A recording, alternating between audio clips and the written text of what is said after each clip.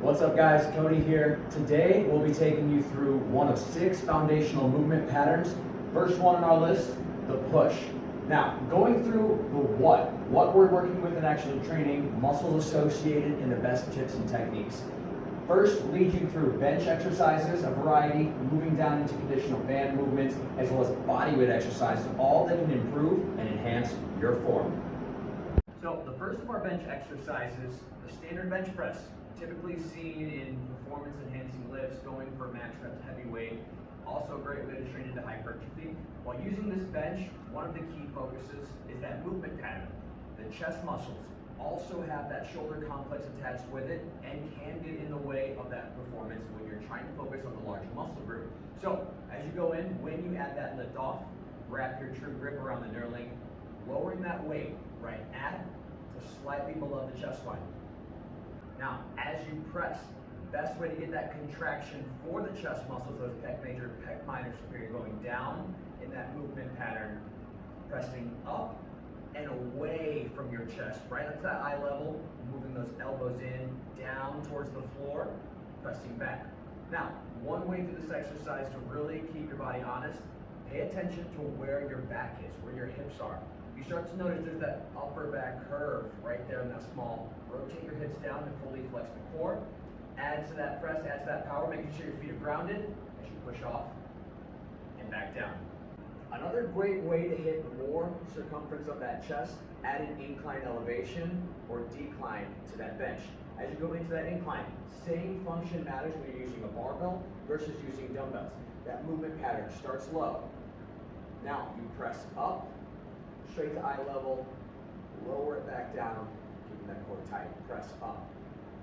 One of the benefits of using those weights, single, individual, you get that stability mover factor. Instead of holding that one bar, now you've got to focus on balancing those two, keeping that equal, and by a lateral movement going up, straight, squeeze the chest, and slow lower just underneath. You start to get that contraction right here below the nipple. That's where you start to get that burn, that feel, and pull.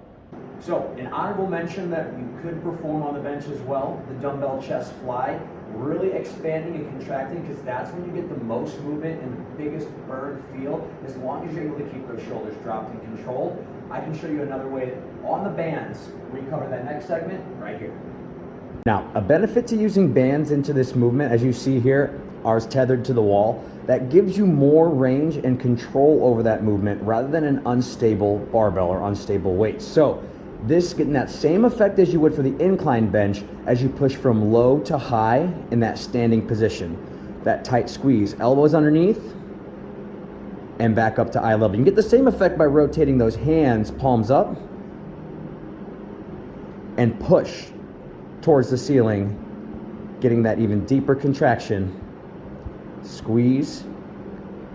One tip I like to use when using bands, have at least 5 to 10 solid reps and then save a burnout set right there for the end, those faster reps to get those quick movements. Definitely doable when it comes to band work. Now, to give even more variety to that chest fly with those bands, right there at that neutral grip, as you see the tether straight aligned with the shoulder, putting those hands out in front of you, slight angle of the wrist inward, that's gonna help give your shoulders more retraction as you open up those arms, pulling them back. Slight bend through the elbow is gonna give you more pull and squeeze. That's the focus when you catch those weights on the way back, when those hands meet together, squeezing that chest, keeping those shoulders dropped down. Often when that weight gets too heavy, those shoulders start to creep up high. You keep them pulled and low.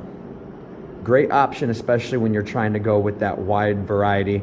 Just to mix up your workout, consider this more of an ending exercise as you're fatiguing out those smaller muscles in the shoulders. Last exercise to add to that chest with bands, that hand saw motion. As you're taking that band, pressing it close to the line of your body, as if you were imitating using a hand saw, dragging it across and really squeezing that inside to underneath that chest. Hard to train area, definitely great for some to develop it. Again, another exercise to add post-workout. So last on our list, gonna cover some body weight push exercises you can take literally anywhere. Gonna make this one the most common used push exercise, the push-up. Gonna show you some ways to give you options if you need that help, modifiers, whether those muscles are not quite developed, and ways to enhance and improve them. So, starting off with the general push-up. Beginning with that high plank, aligning the body straight through the spine, like covered in another video, brace with your core as you tighten and then lower. Single line, single unit. Taking away what you did from the other with that chest press on the bench, going down and pushing away from your hands. Single line, slow and steady. Now, great ways to start off with push-ups, doing those to failure. Best way to build these muscles up. Now, let's say you go straight down into that push-up, get to that point you can't come back up. It's more beneficial to go down this way, drop to your knees, create some stability, resting on the floor if you need a second, pushing back up and away from the knees, returning to the plank, and going straight back down together. Back to the knees, up with that assistance, straight plank, and then falling right back down together. Great way to get that same movement pattern down. Once you build that right mind-muscle connection, your muscles, movements, it all falls into place. Another great way to add some assistance if you're struggling to do those push-ups flat on the ground, add elevation. It's going to shift the focus of your muscles, change the direction, but once again, movement pattern stays the same. Drop together, going forward, pushing back up, away from your hands, back down forward. Remember that engagement pushing up, it helps shift those muscles more to focus on the core and on the chest, rather than those smaller muscles in your shoulders. Those are going to burn out first, your chest will not. Same option as before. You get to that point you need to, go down to those knees as you rep those push-ups. Beneficial to still start in that high plank, fall down together, and then go up on your knees. Last, time to add a challenge.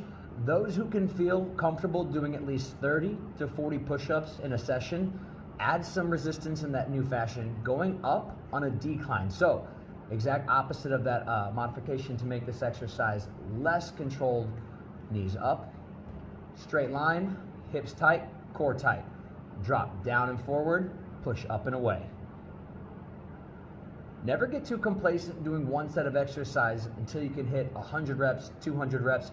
Find new ways to challenge those muscle groups, new ways to fatigue, or new ways to grow. Thanks for joining us today on our first foundational movement, the push. Hope you join with us tomorrow. We'll be covering the squat, different ways, same style. Unloaded, loaded. See you next time, guys.